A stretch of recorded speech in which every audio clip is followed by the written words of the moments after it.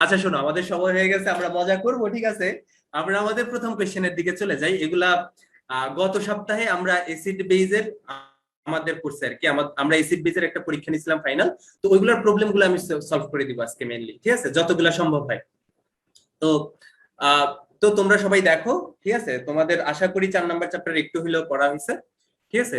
তো আহ যদি পড়া হয়ে থাকে একটু, তোমরা খুব মজা পাবা আজকের প্রবলেম গুলা সলভ করতে, ঠিক আছে? তো প্রথম কোয়েশ্চেন তোমাদের দিকে আমি ছুড়ে দেবো, কারণ প্রথম কোয়েশ্চেন আহামরি বড় কোনো কোয়েশ্চেন না, খুবই সিম্পল একটা কোয়েশ্চেন, ঠিক আছে? তো আমি এক্সপেক্ট করবো এটা তোমরা পারবা।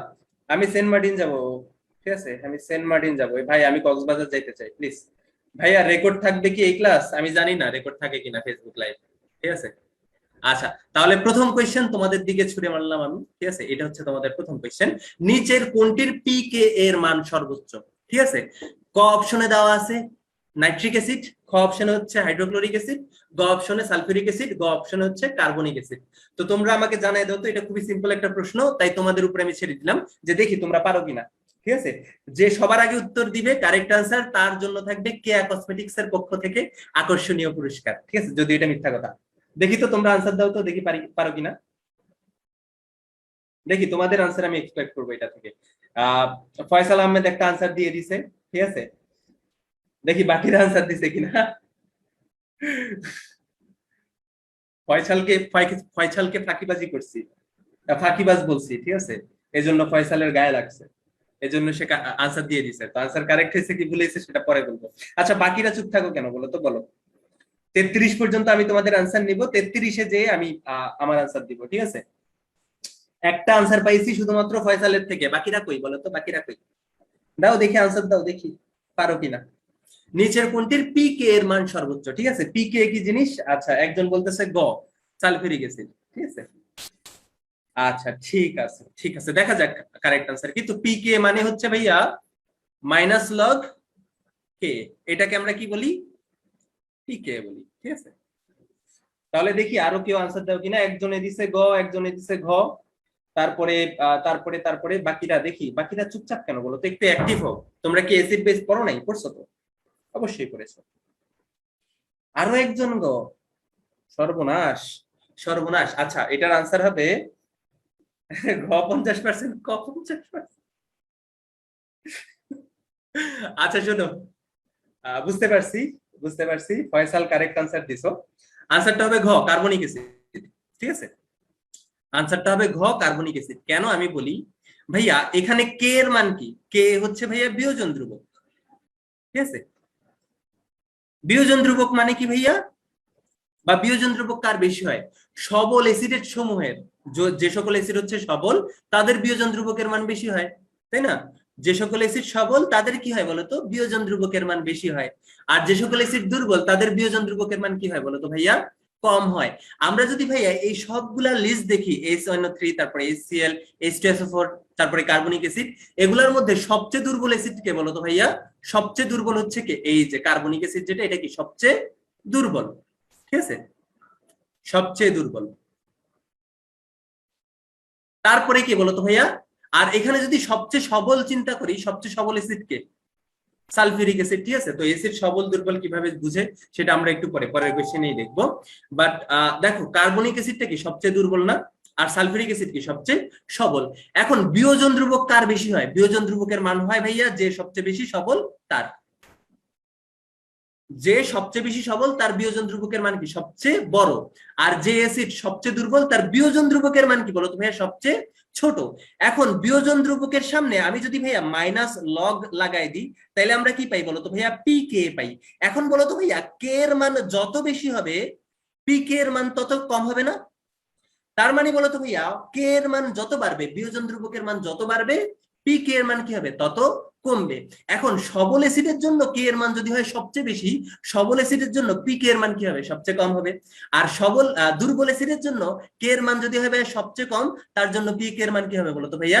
উল্টা। কেন? সামনে একটা মাইনাস দিয়ে গুণ করতেছি, এই জন্য কি হচ্ছে বলতো ভাইয়া? রিলেশনটা কিন্তু চেঞ্জ হয়ে যাচ্ছে।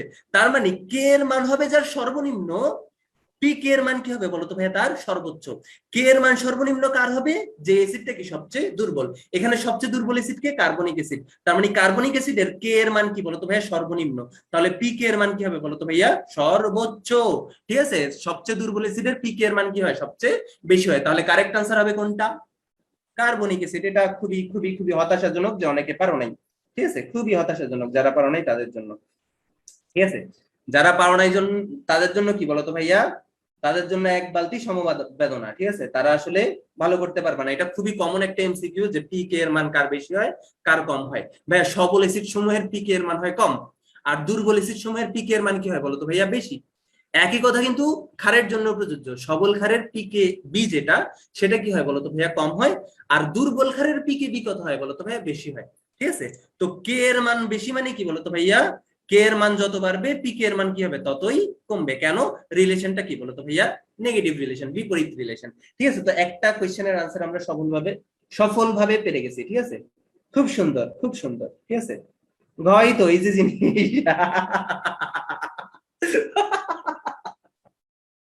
ইজি জিনিস বলে, এই এই তুষার ইজি জিনিস তাকে আনসার দাও নাই কেন।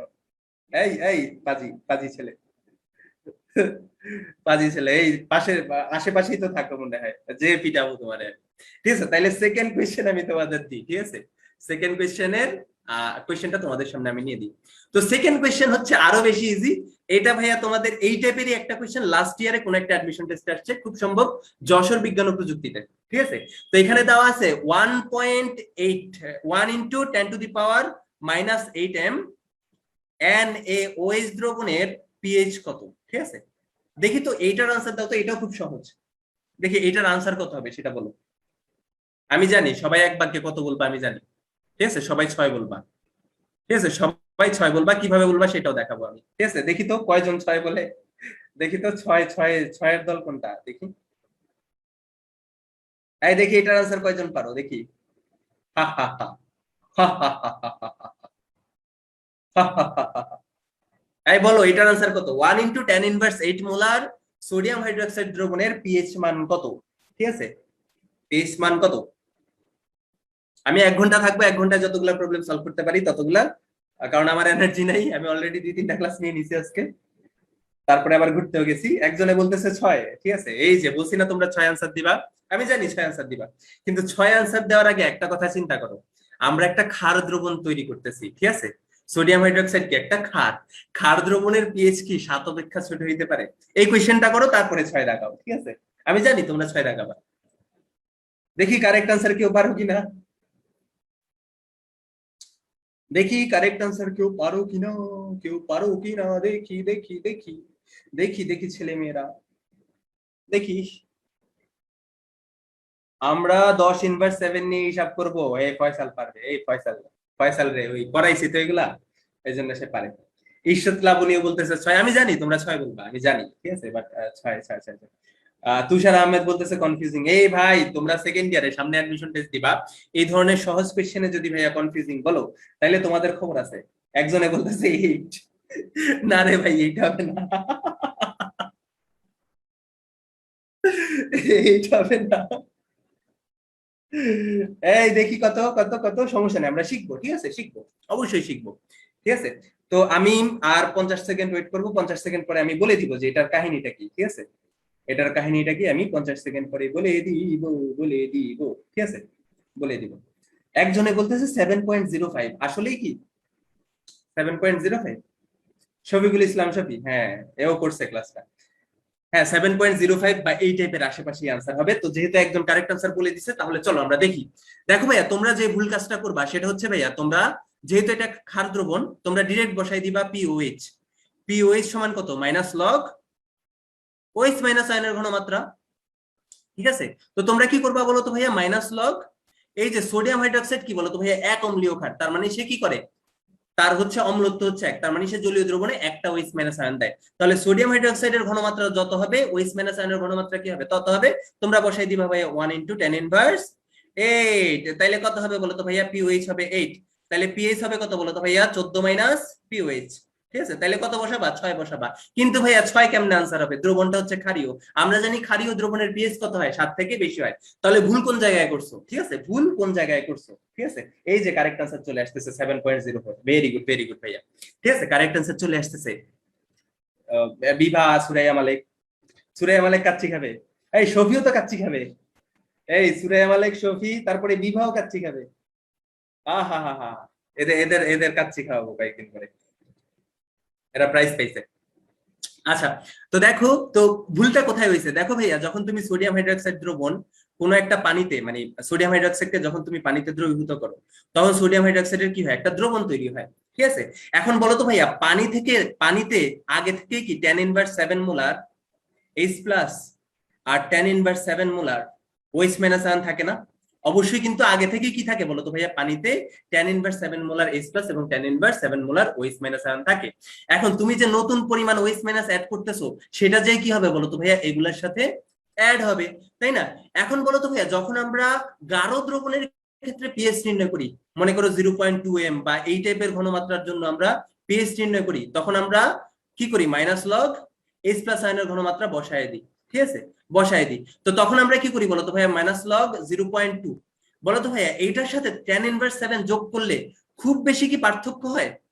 খুব বেশি কিন্তু পার্থক্য হয় না। tan ইনভার্স 7 এর মান কিন্তু কি বলতো ভাইয়া? 0.2 এর তুলনায় খুবই নগণ্য। এজন্য গাঢ় দ্রবণের ক্ষেত্রে আমরা কি করি বলতো ভাইয়া? আগে থেকে যে tan inverse 7 molar H plus বা OH মাইনাস দ্রবণে আছে, সেটা আমরা কি করি? গ্রহণ করি না, অগ্রাহ্য করে দিই। কিন্তু যখন তুমি অতি লঘু কোনো একটা দ্রবণ নিয়ে আলোচনা করবা, যেমন এই দ্রবণটাতে OH মাইনাস আয়নের ঘনমাত্রা কত? tan inverse 8 molar. ভাইয়া, tan ইনভার্স 8 মোলারের তুলনায় tan ইনভার্স 7 মোলার কি ছোট? ছোট না ভাইয়া, দুইটা প্রায় সমান, কাছাকাছি মান। তাহলে যখন তুমি অতি লঘু দ্রবণ পাবা, নিয়ে আলোচনা করবা, তখন অবশ্যই তোমার পানিতে আগে থেকে যে তোমার tan inverse 7 molar H plus এবং OH মাইনাস আয়ন ছিল, সেটা তোমার কি করা লাগবে? কনসিডার করা লাগবে। দেখো ভাইয়া, আগে থেকে পানিতে tan inverse 7 molar OH minus ছিল, নতুন করে অ্যাড হয়েছে কত মোলার? tan inverse 8 molar. তাহলে বলো তো আলটিমেটলি OH মাইনাস আয়নের ঘনমাত্রা কত হবে এখানে? tan ইনভার্স 7 যোগ কত বলো তো ভাইয়া? tan inverse 8। তার মানে যখনই তুমি অতি লঘু কোনো একটা দ্রবণ নিয়ে কাজ করবা, তোমার কি করা লাগবে? পানিতে যে আগে থেকেই tan inverse 7 molar H plus ion বা OH মাইনাস আয়ন থাকে, সেটাকে তোমার কনসিডার করা লাগবে। তাহলে আমরা যে এই নিয়মে যে POH বের করছি, এটা কি হইছে? হয় নাই।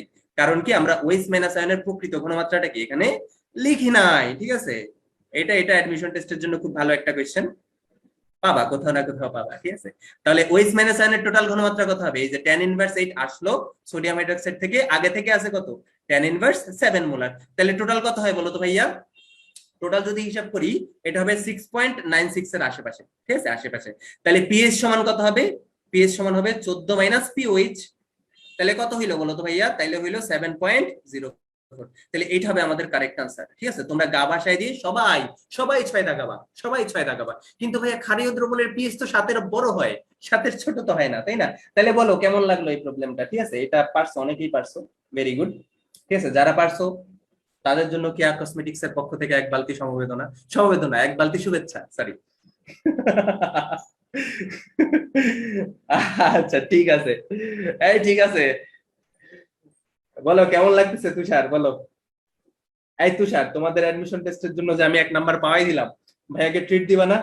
চলে আসো, ওই পাশের বাসায় তো থাকো, ট্রিট নিয়ে চলে আসো। আজকে ভাইয়া না খেয়ে থাকবো। ঠিক আছে, ভাইয়া মোটা হয়ে যাচ্ছি, ভাইয়ার ওজন 80 ক্রস করে গেছে আরো কয়েকদিন আগে। এজন্য আজকে রাতে ভাইয়া না খেয়ে থাকার প্ল্যান করছি। তো না খেয়ে থাকার জন্য ভাইয়া একটু আগে ওই হালিম টালিম খাই আসছি, বুঝছো? রাতে না খেয়ে থাকবো, এজন্য 8টা 9টার দিকে হালিম খেয়ে আসছি ভাই। আচ্ছা, ঠিক আছে, নেক্সট প্রবলেমের দিকে যাই। আচ্ছা, এটা খুব সুন্দর একটা প্রবলেম। ঠিক আছে, এটা খুব সুন্দর একটা প্রবলেম না, এটা একটা প্রচুর প্রবলেম। ঠিক আছে, খুব সহজ একটা প্রবলেম।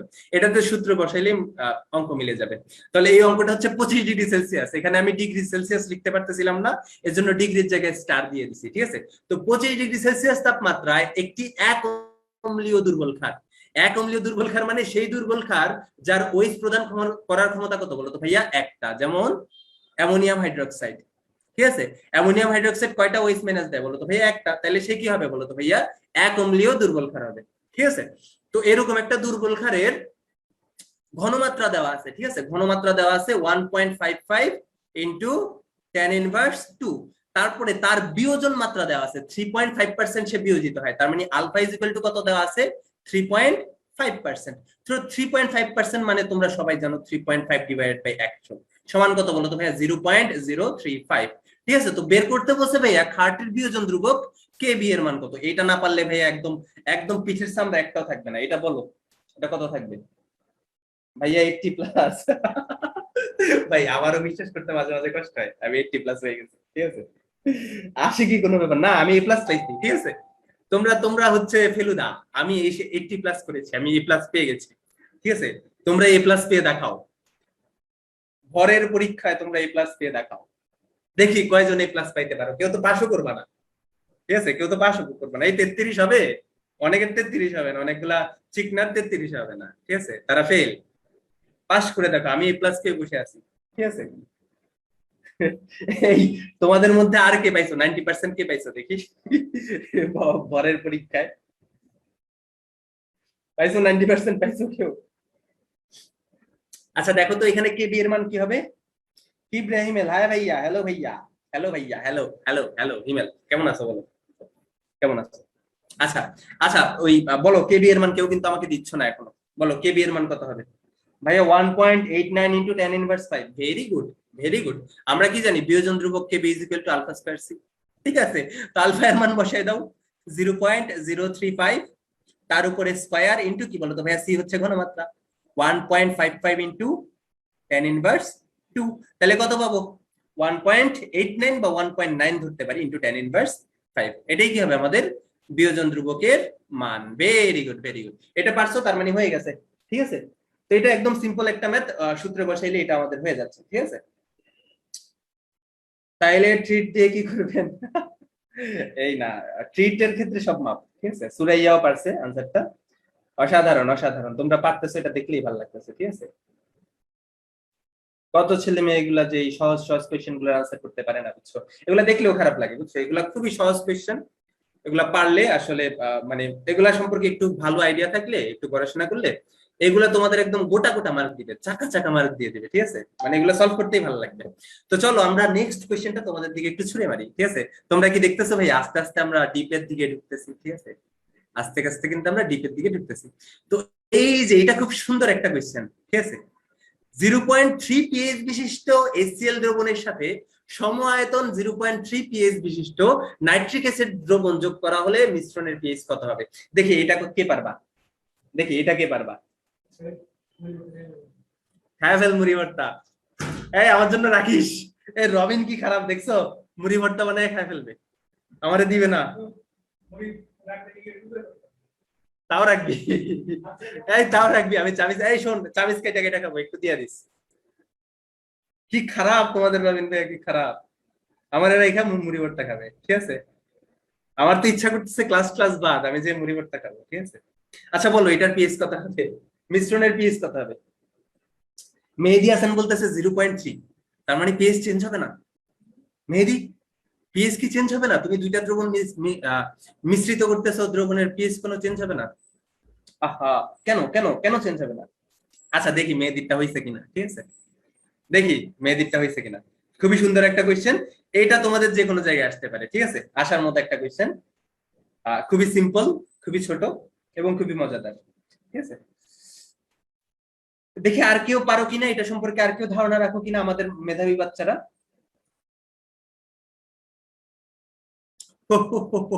0.3 পিএইচ বিশিষ্ট HCl দ্রবণের সাথে সম আয়তন 0.3 পিএইচ বিশিষ্ট নাইট্রিক অ্যাসিড দ্রবণ যোগ করবা। ঠিক আছে, মিশ্রণের পিএইচ কত কত হবে?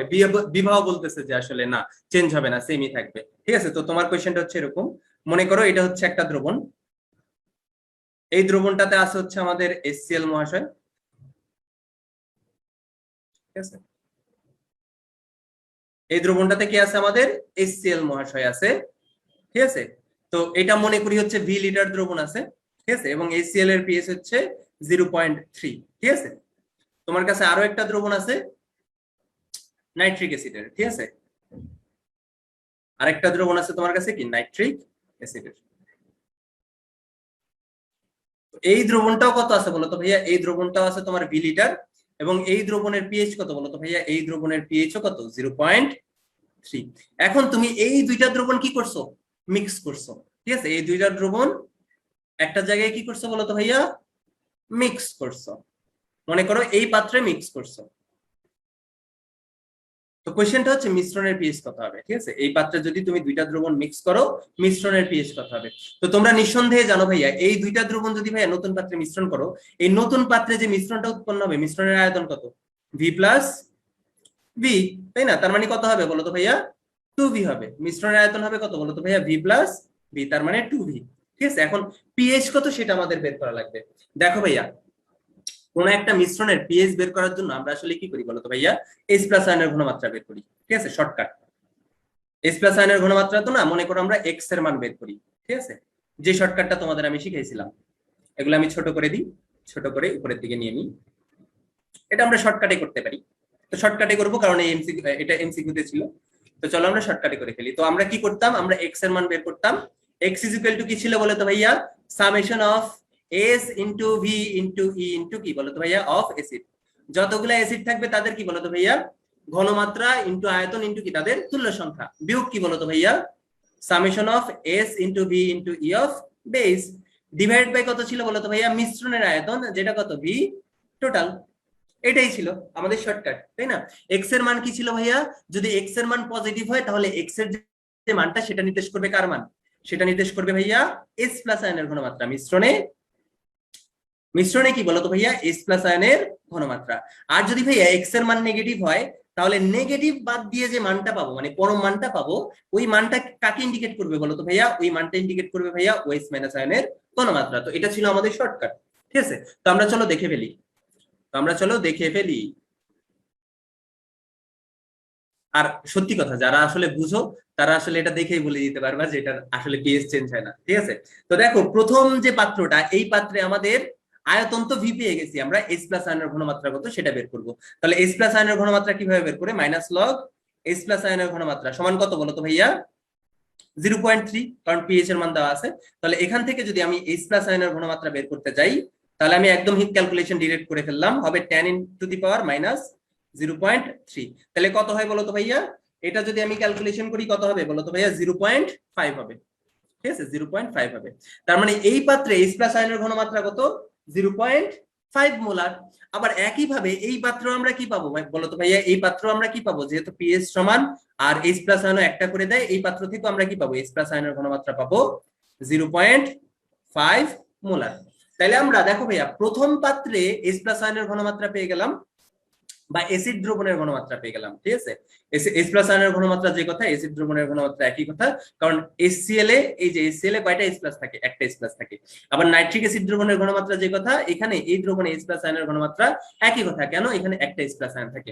তাহলে বলো তো x এর মান আমরা কি পাবো, x এর মান পাবো আমরা ভাইয়া সামেশন অফ কি, অ্যাসিড গুলার কি ঘনমাত্রা ইনটু আয়তন ইনটু তুল্য সংখ্যা, মাইনাস বেস গুলার ঘনমাত্রা ইনটু আয়তন ইনটু তুল্য সংখ্যা। দেখো ভাই, এখানে যে দুইটা পাত্র আমরা মিশ্রিত করতেছি, এখানে কি কোনো বেজ আছে, বেজ নাই, তাহলে আমাদের জন্য খুব ইজি হয়ে গেল, ঠিক আছে বিষয়টা। তো শুধুমাত্র অ্যাসিড আছে, তাহলে আমরা প্রথম অ্যাসিডটা নিব HCl। তো HCl এর ঘনমাত্রা কত, 0.5। আয়তন কত বলতো ভাইয়া, ভি। তুল্য সংখ্যা কত, HCl কয়টা H+ দেয়, কোন একটা অ্যাসিড যতগুলো H+ দেয় তার তুল্য সংখ্যা কত, ঠিক তত, তাহলে কত হবে, ইনটু 1 প্লাস সামেশন বলছে, তার মানে সবগুলো অ্যাসিডের জন্য আমরা যোগ করব। তাহলে এখানে এই যে নাইট্রিক অ্যাসিডের ঘনমাত্রা কত পাইলাম, 0.5, আয়তন হচ্ছে ভি, তুল্য সংখ্যা কত, নাইট্রিক অ্যাসিড একটা H+ দেয়, তাহলে 1 ডিভাইড বাই কত হবে, ভি টোটাল কত হবে বলো তো ভাইয়া, ভি প্লাস ভি, তার মানে 2v। দেখো তো ভাইয়া, কাটাকাটি করে কত পাও, এটা ক্যালকুলেশন করে দেখবা x এর মান পাবা 0.5। তো যে দেখো দেখো ভাইয়া, এটা পজিটিভ পাইছো, তার মানে x কাকে ইন্ডিকেট করবে, H+ আয়নের ঘনমাত্রাকে ইন্ডিকেট করবে। তাহলে এই পিএইচ সমান কত হবে, মাইনাস লগ H+ আয়নের ঘনমাত্রা, তাই না? আলটিমেটলি কত হবে বলো তো ভাইয়া, মাইনাস লগ 0.5 সমান কত বলো তো ভাইয়া, 0.3। এটাই কত হবে আমাদের পিএইচ এর মান। দেখো ভাইয়া, পিএইচ এর মান কিন্তু চেঞ্জ হবে না, ঠিক আছে, পিএইচ এর মান কিন্তু আসলে চেঞ্জ হবে না, ঠিক আছে। এখন তুমি চিন্তা করো ভাইয়া, এখানে একটা দ্রবণ আছে, এই দ্রবণটার পিএইচ হচ্ছে 0.3, তুমি এখানে আরো একটা দ্রবণ অ্যাড করে দিলা, ঠিক আছে, এটার হচ্ছে 0.3। আলটিমেটলি পুরো দ্রবণটার পিএইচ কত হচ্ছে বলো তো ভাইয়া, 0.3 হচ্ছে না, ঠিক আছে। এই উপরের অংশেও কত হচ্ছে, 0.3 হচ্ছে, নিচের অংশেও কত হচ্ছে, 0.3 হচ্ছে। পিএইচ কিন্তু আসলে চেঞ্জ হচ্ছে না, ঠিক আছে, যেহেতু আমরা সম আয়তন মিক্স করতেছি। আয়তন যদি আলাদা আলাদা হইতো সেক্ষেত্রে কিন্তু পিএইচ এর মান যেটা সেটা চেঞ্জ হয়ে যেত। তো যারা পারছো তাদের জন্য অসংখ্য শুভকামনা, ঠিক আছে। আর যারা পারো নাই ভাইয়া শিখে নাও, ঠিক আছে। অনেকেই পারছে এটা, very good, no change, very good very good very good very good ভাইয়া, ভেরি গুড, ঠিক আছে। বলে আমি কি নেক্সট কোশ্চেনের দিকে যাব ভাইয়া এবং আপুরা? আমাকে রেখে তারা কিন্তু ওই ইয়ে খেয়ে ফেলতেছে, মুড়ি ভর্তা খেয়ে ফেলতেছে, ঠিক আছে। এই ম্যাথ গুলা কিভাবে বিয়োজন ধ্রুবক দিয়ে থাকতে পারে? বিয়োজন ধ্রুবকের কনসেপ্ট কখন আসতে পারে বলতো? যখন দুর্বল অ্যাসিড আসবে। যখনই দুর্বল অ্যাসিড আসবে তখনই কি বিয়োজন ধ্রুবকের কথা তোমার কনসিডার করা লাগবে। বাট এখানে কিন্তু একটাও দুর্বল অ্যাসিড নাই, ঠিক আছে। এখানে কিন্তু একটাও দুর্বল অ্যাসিড নাই। দুর্বল অ্যাসিড থাকলে বিয়োজন ধ্রুবক দিয়ে করবো, সমস্যা কি? সমস্যা নাই তো। মজা, এগুলা মজা, এই ম্যাথ গুলাই মজা, বুঝছো? এই ম্যাথ গুলাই মজা জাস্ট। বলো নেক্সট কোয়েশ্চেনের দিকে যাবো ভাইয়া? যাবো কি নেক্সট কোয়েশ্চেনের দিকে? আমি যাব ভাই, যাব কি নেক্সট কোয়েশ্চেনের দিকে? যেথায় আছে সুন্দর সুন্দর আরো কিছু প্রশ্ন, খেয়ে আসাম, খাওয়ার উপরে কিছু না। ফয়সাল একটা সুন্দর কথা বলছে, খাই আসতে বলছে, খাওয়ার উপরে কিছু নেই। না, তোমাদের জন্য আমি খাওয়াকে ইয়ে করলাম, যাও স্যাক্রিফাইস করলাম, ঠিক আছে। আমি তোমাদের জন্য খাওয়াকে স্যাক্রিফাইস করছি, তোমরা আমার জন্য আজকের ক্লাসে সবগুলো ম্যাথ করবা, ঠিক আছে। অবশ্যই করবা, দেখবে একটু পরে সুন্দর সুন্দর প্রবলেম আসবে। তাহলে আরেকটা প্রবলেম চলো দেখে আসি। তো এইটা আবার খুব সুন্দর, ওই একটু আগে যে বলছি ওইটা আর কি। তোমার কাছে তিনটা দ্রবণ আছে, 10 ml 0.02 molar H2SO4, 15 ml 0.025 molar sodium hydroxide, 20 ml 0.001 molar HCl দ্রবণ। এই তিনটা দ্রবণকে তুমি মিশ্রিত করছো, মিশ্রণের পিএইচ কত? এটাও ভাইয়া শর্টকাটে করা যায়, এমসিকিউ তে শর্টকাটে করে ফেলবো। রিটেনে হইলে আমরা একভাবে করব, মূল সংখ্যা দিয়ে করব। এমসিকিউ তে যেহেতু আছে, এমসিকিউ তে আমরা কি করব? সুন্দরভাবে শর্টকাটে করে ফেলবো, ঠিক আছে। এমসিকিউ তে আমরা খুব সুন্দরভাবে শর্টকাটে করে ফেলবো, ঠিক আছে। তাহলে আমাদের কাছে তিনটা দ্রবণ আছে, আমি একটু লিখে লিখে করি, তোমরা আসলে এক লাইনে করে দিতে পারবা। এগুলা আসলে কোনো বিষয়ই না, এক লাইনে করা যায়, ঠিক আছে। এগুলা কোনো বিষয়ই না। তাহলে তোমার কাছে আলটিমেটলি তিনটা দ্রবণ আছে, এটা হচ্ছে 1 নাম্বার দ্রবণ, ঠিক আছে। এটা হচ্ছে আমাদের 2 নাম্বার দ্রবণ, ঠিক আছে। এটা হচ্ছে আমাদের 3 নাম্বার দ্রবণ। তো পরবর্তীতে কি করছে বলতো?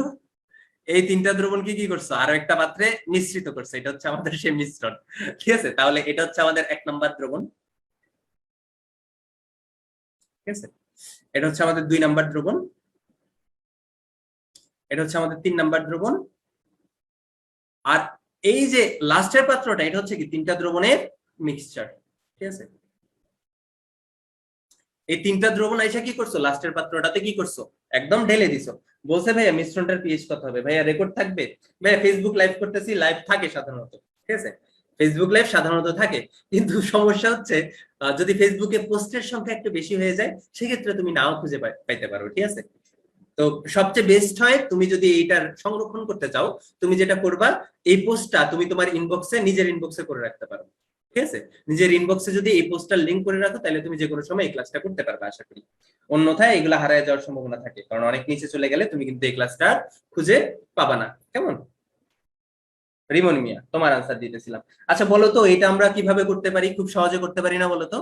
এখানে আমাদের কয়েকটা দ্রবণ আছে, তিনটা দ্রবণ আছে আলাদা আলাদা, তিনটা দ্রবণকে আমরা আলাদা একটা পাত্রে মিশাইছি, বলছি মিশ্রণের পিএইচ কত। খুবই সহজ একটা ম্যাথ, ঠিক আছে। আমরা শর্টকাটে এক লাইনে করে দিতে পারি এটা, ঠিক আছে।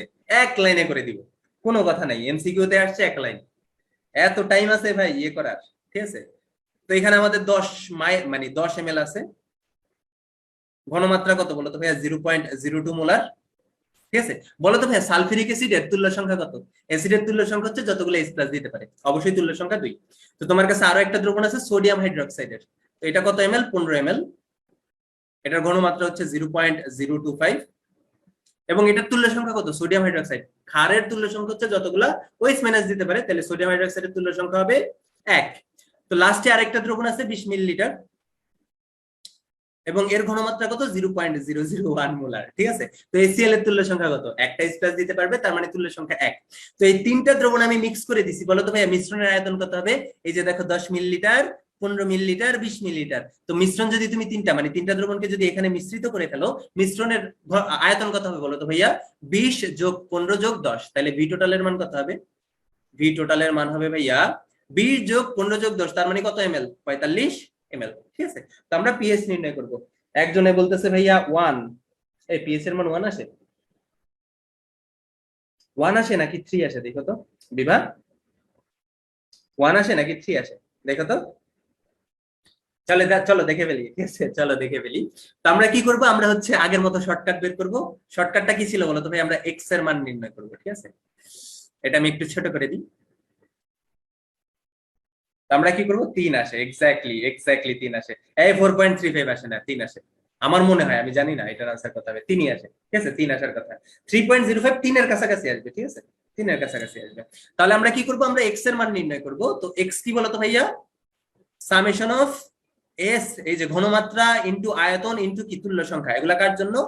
যতগুলো এসিড আছে, মাইনাস কি বলতো ভাইয়া? Summation of S into V into E of কি বলতো ভাইয়া? যতগুলা বেজ আছে। শোনো, এই সূত্রটা যে ইউজ করবো, এটা কিন্তু দুর্বল এসিড বা দুর্বল ক্ষার থাকলে কি হয়ে যাবে? চেঞ্জ হয়ে যাবে। দুর্বল এসিড বা দুর্বল ক্ষার যদি একটাও থাকে, আমাদের প্রথমে চেক করা লাগবে বাফার দ্রবণ আছে কিনা। তো এই সম্পর্কে অনেক কথাবার্তা বলছি, ঠিক আছে, এখন বলতে পারবো না।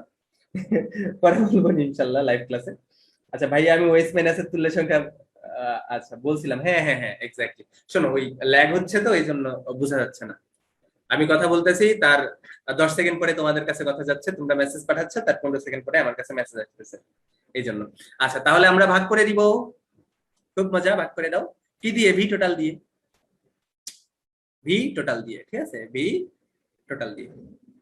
ঠিক আছে, তো আমরা এক্স এর মান কাকে ইন্ডিকেট করবে? যদি মানটা পজিটিভ আসে, এক্স এর মান হচ্ছে এস প্লাস আয়নের ঘনমাত্রা। যদি নেগেটিভ আসে, তাহলে ওই পজিটিভ মানটা কি বলতো ভাইয়া? ওই মাইনাস আয়নের ঘনমাত্রা, ঠিক আছে। তাহলে চলো আমরা এক্স এর মানটা বের করে ফেলি। তাহলে এটাকে আমরা সমান দিয়ে দিই। সমান, এই যে এসিড সমূহ, এসিডের দ্রবণ কোনটা? এটা হচ্ছে H2SO4, এটা হচ্ছে ভাইয়া NaOH, এটা কি ছিল? HCl ছিল। তাহলে এসিডের দ্রবণ আছে দুইটা, এটা একটা এসিডের দ্রবণ, এটা হচ্ছে একটা এসিডের দ্রবণ। তাহলে সালফিউরিক অ্যাসিড দ্রবণের ঘনমাত্রা কত? 0.02। আয়তন কত? 10 মিলিলিটার। সালফিউরিক অ্যাসিডের তুল্য সংখ্যা কত? 2। ঠিক আছে। এসিড কি আর নাই? আছে ভাইয়া, কই? HCl। তাহলে HCl এসিডের ঘনমাত্রা কত? 0.001। ঠিক আছে। তারপরে আয়তন কত? 20। তুল্য সংখ্যা কত? HCl এর তুল্য সংখ্যা হচ্ছে 1। আর কি কোনো অ্যাসিড আছে? নাই। তাহলে বিয়োগ করব কারটা? ক্ষারের গুলা। তাহলে ক্ষার শুধুমাত্র একটা আছে, সোডিয়াম হাইড্রোক্সাইড। তার ঘনমাত্রা কত? 0.025। আয়তন কত? 15 ml। তুল্য সংখ্যা কত? সোডিয়াম হাইড্রোক্সাইড একটা দেয়, ওএইচ মাইনাস, তুল্য সংখ্যা হবে 1। এটাকে ভাগ করব কত দিয়ে? এটাকে ভাগ করব ভাইয়া ভি টোটাল দিয়ে। ভি টোটাল কত বলো তো ভাইয়া? ভি টোটাল হচ্ছে 45 ml। ভাগ করে দেখো তো কত আসে। ভাগ করে দেখো তো ভাইয়া, tan ইনভার্স 3 আসে কিনা? এটাই আসবে, ঠিক আছে। তো এই মানটা কি পজিটিভ মান? অবশ্যই পজিটিভ মান। পজিটিভ মান মানে কি? এটা কাকে ইন্ডিকেট করতেছে? H প্লাস আয়নের ঘনমাত্রাকে ইন্ডিকেট করতেছে। তাহলে পিএইচ ইজ ইকুয়াল টু কত হবে? মাইনাস লগ H প্লাস আয়নের ঘনমাত্রা। তার মানে মাইনাস লগ tan ইনভার্স 3। তার মানে কত বলো তো ভাইয়া? 3। এটাই কি হবে আমাদের আনসার, ঠিক আছে। তো অনেকেই পারছো, আসলে খুব সহজ একটা কোশ্চেন, ঠিক আছে, অনেকেই পারছো। Very good, very good. এই কারা কারা পারো নাই বলো তো? এই শিখতেছো, নতুন কিছু শিখতেছো? পোলাপান, এই পোলাপান, এতদিন যত ফাঁকিবাজি করছো। ভাইয়া আপনার ক্ষুধা লাগছে, খাইয়া নেন। না ভাই, আমার ক্ষুধা লাগে নাই। কেন? আমাকে কি দুর্বল মনে হচ্ছে? আমার কি এনার্জি নাই? শোনো, আজকে আমি ওই টানা ক্লাস নিছি, তো আজকে আমি অফলাইনে ক্লাস নিছি। অফলাইন থেকে ক্লাস নিয়ে আমি অনলাইনে ক্লাস নিছি। তারপরে আমি একটু বাজার করতে বাজারে গেছি। বাজার থেকে এসে তোমাদের ক্লাস নিচ্ছি, ঠিক আছে। তো একটু বুঝতেছই, পরিশ্রম বেশি হয়েছে, ঠিক আছে। এরপরে আমার আবার লাইভ রেকর্ড করা লাগবে। জৈব যুগের জন্য তোমাদের একটা সিরিজ বানাচ্ছি। কেন বানাচ্ছি? আছে, ঠিক আছে, তোমাদের জন্য অ্যানাউন্সমেন্ট আছে। পরে বলবো, ঠিক আছে, কয়েকদিন পরে বলবো জৈব যুগের সিরিজ আমি কেন বানাচ্ছি আলাদা করে, ঠিক আছে। একটা সার্টেন পার্ট জৈব যুগের আমি ফ্রিতে সবার শেষ করে দিব, ঠিক আছে। তো ওইটার আবার ভিডিও শুট করা লাগবে কিছুক্ষণ পরে। তো সব নিয়ে মোটামুটি ব্যস্ত সময় যাচ্ছে। আমার নিজেরও পরীক্ষা, ঠিক আছে, পরীক্ষাও চলতেছে। সবকিছু সবকিছু মেনটেন করা লাগতেছে ভাই, একদম কোপাই দিবে একটু ভাবে, একটু ভাবে, ঠিক আছে, একটু ভাবে। আচ্ছা বলো, এটা পারছো সবাই? আপনি অনেক শক্তিশালী। আরে অনেক শক্তিশালী। আমি ইমনেন্দ্র মহাবলী, ঠিক আছে, আমি ইমনেন্দ্র মহাবলী। যদিও কেউ আমাকে ডাকে না, আমি নিজেই নিজেকে বলি যে আমি ইমনেন্দ্র মহাবলী, ঠিক আছে। ইস। আচ্ছা, তাহলে এই টাইপের ম্যাথ করতে পারবা না? অনেকগুলা এসিড, অনেকগুলা বেস, এখন 10 বা 20 30 40টা এসিড বেস না দেখ, তুমি কি তার পিএইচ বের করতে পারবা না? তুমি কি বলতে পারবা না যে ভাই এটার প্রকৃতি অম্লীয় নাকি ক্ষারীয়? বলতে পারবা না ভাইয়া? এক লাইনে বলে দিবা, ঠিক আছে, এক লাইনে বলে দিবা। এক লাইনে বলে দিবা, ঠিক আছে। আরিয়ানের সামনে কিছুই না। আরিয়ানের সামনে কিছুই না। হুম। এই আরিয়ানের স্ট্রেংথ, এই আরিয়ান কই? আরিয়ান কি করতেছে? আরিয়ান পড়াশোনা করতেছে, সে ভালো ছেলে। ভাইয়া তো জোস টু দি পার ইনফিনিটি। আচ্ছা শোনো, তাহলে আমি নেক্সট কোয়েশ্চেনে চলে যাই, ঠিক আছে? এটা তোমাদের রিটেনে আসে খুব সম্ভব, হ্যাঁ হ্যাঁ হ্যাঁ, এই কোয়েশ্চেনটা তোমাদের রিটেনে আসে, এটা একটা বাফার দ্রবণের ম্যাথ, ঠিক আছে? 20 ml 0.2 মোলার সোডিয়াম হাইড্রোক্সাইড দ্রবণের সাথে 50 ml 0.2 মোলার ইথানোয়িক অ্যাসিড মিশ্রিত করা হলে মিশ্রণের পিএইচ কত? ইথানোয়িক অ্যাসিডের কে যেটা সেটা দেওয়া আছে 1.8 × 10⁻⁵, ঠিক আছে? তো এখানে দুর্বল অ্যাসিড আছে, তার মানে আমাদের প্রথমে চেক করা লাগবে এটা বাফার দ্রবণ উৎপন্ন হয় কিনা। তো বাফার দ্রবণ উৎপন্ন করা হয় কিনা, মানে উৎপন্ন হয় কিনা, এটার জন্য আমাদের প্রথমে দেখা লাগবে ভাইয়া এখানে অম্লটা ক্ষার নাকি হচ্ছে খাটটা, মানে অম্লটা সবল নাকি খাটটা সবল, ঠিক আছে? দেখো ভাই এখানে অ্যাসিড হিসেবে আছে ইথানোয়িক অ্যাসিড, তাই না? অ্যাসিড হিসেবে আছে কি বলতো ভাইয়া? Ethanoic acid. ক্ষার হিসেবে কি আছে বলতো ভাইয়া? সোডিয়াম হাইড্রোক্সাইড, ঠিক আছে? তো এটা কি বলতো ভাই, একটা দুর্বল অ্যাসিড আছে আর কি আছে, একটা সবল ক্ষার আছে, ঠিক আছে? দুর্বল অ্যাসিড আর সবল ক্ষার মিলে কখন কখন বাফার দ্রবণ তৈরি করে বলতো ভাইয়া? যখন সবল ক্ষারটা কি হয়, লিমিটিং বিক্রিয়ক হয়, ঠিক আছে? দুর্বল অ্যাসিড এবং সবল ক্ষার মিলে কখন বাফার বাফার দ্রবণ তৈরি করে? যখন সবল ক্ষার কি হয় বলতো ভাইয়া? লিমিটিং বিক্রিয়ক হয়। আমি আবার বলতেছি, দুর্বল অ্যাসিড এবং সবল ক্ষার মিলে বাফার দ্রবণ কখন তৈরি করে? যখন সবল ক্ষারটা কি হয়, লিমিটিং বিক্রিয়ক হয়। আমি যদি বিপরীত ভাবে বলি যে ভাইয়া দুর্বল ক্ষার আর সবল অ্যাসিড মিলে কখন বাফার দ্রবণ তৈরি করে? যখন সবল অ্যাসিড যেটা সেটা কি হবে, লিমিটিং বিক্রিয়ক হবে। এটা খুবই গুরুত্বপূর্ণ একটা কথা, তোমাদের এটা মনে রাখা লাগবে ভাইয়া, মনে রাখা লাগবে, নইলে পারবে না, ঠিক আছে? মনে রাখা লাগবে, নইলে এই টাইপের প্রবলেম সলভ করতে পারবে না, অনেক সমস্যা হবে। তাহলে সবল অ্যাসিড এবং দুর্বল ক্ষার মিলেও আমরা কি জানি, বাফার দ্রবণ তৈরি হয়, ঠিক আছে? তৈরি হয়, অনেক ঘটনা ঘটার পরে বাফার দ্রবণ তৈরি হয়। বাট এই তৈরি হওয়ার জন্য সবল ক্ষার যেটা, সবল জিনিসপাতি যেটা, সেটার কি হওয়া লাগবে? অবশ্যই লিমিটিং বিক্রিয়ক হতে হবে, ঠিক আছে? আগে আগে শেষ হয়ে যাওয়া লাগবে। এখন চলো তো আমরা দেখে ফেলি যে এই যে ভাইয়া ইথানোয়িক অ্যাসিড যেটা, সেটা আছে কত ml? 20 ml 0.2 মোলার, তাই না? তারপরে সোডিয়াম হাইড্রোক্সাইডের যে দ্রবণটা সেটা কত আছে? 50 ml 0.2 মোলার।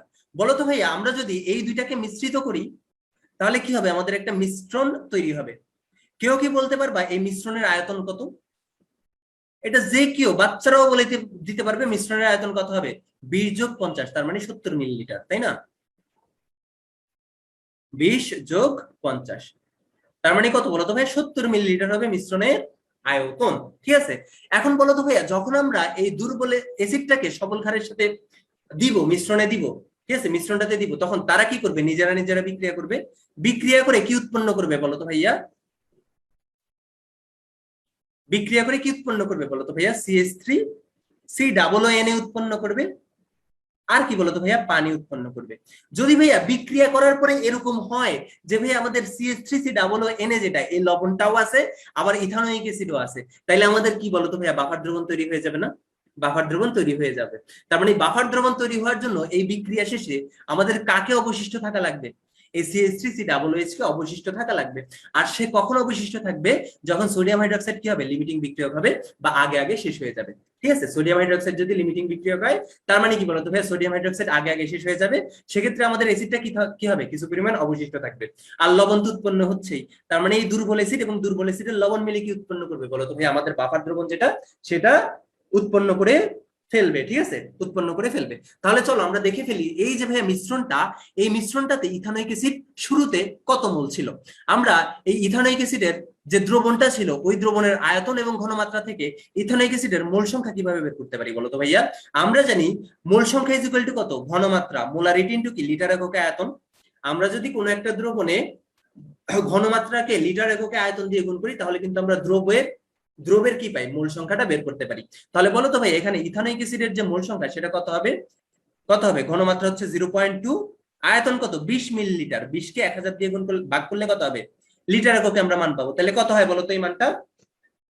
এই মানটা কত হয়? দেখো তো 0.01 হয় কিনা, এত ওয়ান হয় কিনা। তার মানে শুরুতে আমাদের ইথানোয়িক অ্যাসিড কত মোল ছিল? যখন আমরা ফার্স্টে এই মিশ্রণ দিছি, মানে ঢালছি, মিশ্রণটা তৈরি করছি, তখন আমাদের ইথানোয়িক অ্যাসিড কত মোল? 0.01 মোল। তাহলে চলো তো একইভাবে শুরুতে, বিক্রিয়ার শুরুতে আমাদের সোডিয়াম হাইড্রোক্সাইড কত মোল ছিল সেটাও আমরা বের করে ফেলি। সোডিয়াম হাইড্রোক্সাইডের মোল সংখ্যা একইভাবে বের করবো। কিভাবে? 0.2 × 50 ডিভাইড বাই কত বলতো ভাইয়া? 1000, ঠিক আছে? লিটার এককে আয়তন। তাহলে কত হয় বলতো ভাইয়া? ভাগ করে দেখো, ভাগ করে 4 × tan ইনভার্স 3 মোল হয়। দেখো ভাইয়া 1 মোল ইথানোয়িক অ্যাসিড 1 মোল সোডিয়াম হাইড্রোক্সাইডের সাথে বিক্রিয়া করে। দেখো ভাইয়া 0.01 মোলের বিপরীতে সোডিয়াম হাইড্রোক্সাইড আছে কত 4 tan ইনভার্স 3 মোল। ঠিক আছে, তার মানে কি সোডিয়াম হাইড্রোক্সাইডের পরিমাণ কম আছে, তার মানে কি সেটা আগে আগে শেষ হয়ে যাবে। আর আগে আগে শেষ হলে কি হবে বলতো ভাইয়া, এটা বাফার দ্রবণ তৈরি করবে। তাহলে যখন আমরা মিশ্রণটা তৈরি করছি তখন বিক্রিয়া করার শুরুতে আমাদের ইথানোয়িক অ্যাসিড ছিল 0.01 মোল আর সোডিয়াম হাইড্রোক্সাইড ছিল কত বলতো ভাইয়া 4 tan ইনভার্স 3 মোল। ঠিক আছে, পিএইচ 4.57 বের করে ফেলছে, ভেরি গুড। এই সফি আর বিভা দুইজনই হচ্ছে কাচ্চি কাচ্চি পাবে। ঠিক আছে এরা একটা কন্টেস্টে চ্যাম্পিয়ন হয়েছে, এই জন্য কাচ্চি পাবে দুইজন। আচ্ছা তাহলে শুরুতে বলো তো ভাইয়া এই লবণটার মূল সংখ্যা কত হবে 0, পানিটার মূল সংখ্যা কত হবে 0। এখন বলো তো ভাইয়া এখানে এখানে সবল ঘাটটা কি আছে কম পরিমাণে আছে, তার মানে কি সে লিমিটিং বিক্রিয়ক, এবং লিমিটিং বিক্রিয়ক কি করে সম্পূর্ণরূপে বিক্রিয়া করে। তার মানে এই যে সোডিয়াম হাইড্রোক্সাইড যেটা সেটা কি সম্পূর্ণরূপে বিক্রিয়া করবে 4 tan ইনভার্স 3 মোল, 4 tan ইনভার্স 3 মোলই বিক্রিয়া করে ফেলবে। এখন 4 tan ইনভার্স 3 মোল যদি বিক্রিয়া করে ফেলে ভাইয়া, যখন আমাদের বাফার দ্রবণ তৈরি হয়, ঠিক আছে সাম্যাবস্থায় আর কি, যখন বাফার দ্রবণ তৈরি হয় তখন সোডিয়াম হাইড্রোক্সাইড যদি সবগুলা বিক্রিয়া করে ফেলে, আলটিমেটলি সোডিয়াম হাইড্রোক্সাইড থাকবে কত মোল বলো তো ভাইয়া 0 মোল। এখন বলো তো ভাইয়া সোডিয়াম হাইড্রোক্সাইড আগে ছিল 4 tan ইনভার্স 3 মোল, সবগুলা বিক্রিয়া করে ফেললে থাকে হচ্ছে 0 মোল, তার মানে বিক্রিয়া করে কত মোল 4 tan ইনভার্স 3 মোল। এখন দেখো তো ভাইয়া এই বিক্রিয়া থেকে আমরা বলতে পারি 1 মোল সোডিয়াম হাইড্রোক্সাইড থেকে কয় মোল লবণ উৎপন্ন হয় 1 মোল। তাহলে বলো তো ভাইয়া 4 tan ইনভার্স 3 মোল সোডিয়াম হাইড্রোক্সাইড থেকে কত মোল লবণ উৎপন্ন হবে 4 tan ইনভার্স 3 মোল। ঠিক আছে, তার মানে যখন মিশ্রণটা উৎপন্ন হয়ে যাবে বাফার দ্রবণ তৈরি হয়ে যাবে তখন আমাদের লবণ কত মোল থাকবে 4 tan ইনভার্স 3 মোল থাকবে। পানিও কত থাকবে, পানি তো ভাই দ্রবণে আগে থেকে অনেক বেশি আছে। ঠিক আছে, তো পানির মোল সংখ্যা বের করে তো লাভ নাই, এই বিক্রিয়া যে পানিগুলো উৎপন্ন হইতেছে ওইটা ছাড়াও তো দ্রবণে পানি আছে, তো পানির মোল সংখ্যা বের করে কিন্তু আমাদের লাভ নেই। ঠিক আছে, বলো তো ভাইয়া ইথানোয়িক অ্যাসিড কত মোল অবশিষ্ট থাকবে। দেখো ভাইয়া সোডিয়াম হাইড্রোক্সাইড 1 মোলের সাথে ইথানোয়িক অ্যাসিড বিক্রিয়া করে কত মোল 1 মোল, তাহলে সোডিয়াম হাইড্রোক্সাইড 4 tan ইনভার্স 3 মোলের সাথে ইথানোয়িক অ্যাসিড কত মোল বিক্রিয়া করবে 4 tan ইনভার্স 3 মোল বিক্রিয়া করবে। এখন ইথানোয়িক অ্যাসিড আগে ছিল কত মোল 0.01 মোল, বিক্রিয়া করে ফেলছে কত মোল 4 tan ইনভার্স 3 মোল, তাহলে অবশিষ্ট থাকবে কত বলো তো ভাইয়া 0.01 মাইনাস 4 tan ইনভার্স 3, তাহলে অবশিষ্ট কত মোল থাকে দেখো তো, অবশিষ্ট থাকে হিসাব করে আমরা কত পাই দেখো তো 6 tan ইনভার্স 3 মোল কি এটা অবশিষ্ট থাকে। তার মানে যখন বাফার দ্রবণ তৈরি হবে তখন ইথানোয়িক অ্যাসিডের মোল সংখ্যা কত হবে 6 tan ইনভার্স 3 মোল। ঠিক আছে, তার মানে এই যে তুমি মিশ্রণটা পাইছো এই মিশ্রণে ভাইয়া ইথানোয়িক অ্যাসিডের মোল সংখ্যা কত 6 tan ইনভার্স 3 মোল। আর কি বলতো ভাইয়া এই ইথানোয়িক অ্যাসিডের যে লবণটা ওই লবণটার মোল সংখ্যা কত 4 tan ইনভার্স 3 মোল। আমাদের কাজ শেষ, এখন আমরা কি করব পিএইচ যেটা সেটা বের করব। তাহলে চলো আমরা পিএইচ মানটা সেটা বের করে ফেলি। ঠিক আছে, এগুলো আমি ছোট করে ফেলি, দেখো কত সোজা এই ম্যাথগুলো, কত সোজা, আমি একদম ভেঙে ভেঙে বুঝাচ্ছি। ঠিক আছে, ফার্স্ট গেলে অনেক ফার্স্টে এগুলা বোঝানো যাইতো, বাট তোমাদের বোঝার সুবিধার্থে আমি অনেক ভেঙে ভেঙে এগুলা দেখাই দিচ্ছি। ঠিক আছে, তো আমরা কি জানি বলতো ভাইয়া বাফার দ্রবণের পিএইচ নির্ণয়ের যে সূত্রটা সেটা আমরা কি পেয়েছিলাম।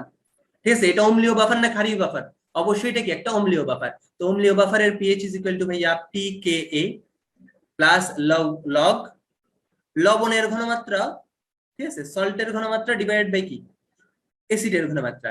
এখানে ভাইয়া সল্টের ঘনমাত্রা ডিভাইড বাই অ্যাসিডের ঘনমাত্রার জায়গায় তোমরা আরো একটা জিনিস লিখতে পারো। ঠিক আছে, দেখো ভাই তুমি সল্টের ঘনমাত্রা নির্ণয় করো আর অ্যাসিডের ঘনমাত্রা নির্ণয় করো, এটা কোন দ্রবণে এই দ্রবণে না, তো এই দ্রবণের আয়তন কিন্তু ভাইয়া কনস্ট্যান্ট, তাহলে এই দ্রবণে সল্টের ঘনমাত্রা সমান কত হবে, সল্টের ঘনমাত্রা সমান হবে ভাইয়া সল্টের মোল সংখ্যা ডিভাইড বাই কি লিটার একক কি এই দ্রবণের আয়তন। একইভাবে অ্যাসিডের যে ঘনমাত্রা সেটা কত হবে এই অ্যাসিডের মোল সংখ্যা ডিভাইড বাই কি বলতো ভাই লিটার এককে আয়তন। দেখো তো ভাইয়া সল্টের ঘনমাত্রাকে অ্যাসিডের ঘনমাত্রা দিয়ে তুমি যদি ভাগ করো আলটিমেটলি কি পাবা, আলটিমেটলি কিন্তু তুমি পাবা সল্টের মোল সংখ্যা ডিভাইড বাই কি অ্যাসিডের মোল সংখ্যা। তার মানে এখানে তুমি সল্টের ঘনমাত্রা আর অ্যাসিডের মোল সংখ্যার জায়গায় সল্টের যে মানে ঘনমাত্রার জায়গায় সল্টের মোল সংখ্যা এবং অ্যাসিডের মোল সংখ্যাও বসাইতে পারো, তাহলে বসায় দাও। ঠিক আছে, আমাদের এত দূরে যাওয়া লাগবে না ভাইয়া। ঠিক আছে, আমরা একদম বসাই দিব, তাহলে n of salt divide by কি বলতো ভাইয়া n অফ অ্যাসিড। তাহলে বাফার দ্রবণে পিকে কত হবে মাইনাস লগ কে, কে এর মান কত 1.8 ইনটু tan ইনভার্স 5। ঠিক আছে, প্লাস লগ সল্টের ঘনমাত্রা কত পাইছি 4 ইনটু tan ইনভার্স 3। ঠিক আছে, ডিভাইডেড বাই অ্যাসিডের মোল সংখ্যা কত পাইছি 6 ইনটু tan ইনভার্স 3। বলো তো ভাইয়া পিএইচ কত হবে, বলো পিএইচ কত হবে। পিএইচ কত হবে? তো এখানে আমরা পিএইচ বের করতে পারবো, এইচ প্লাস আয়নের ঘনমাত্রা বের করতে পারবো, আরো যা বলো ভাইয়া সবকিছুর ঘনমাত্রা মানে সবকিছু বের করে ফেলতে পারবো। তাহলে পিএইচ আলটিমেটলি কত হয় বলো তো ভাইয়া?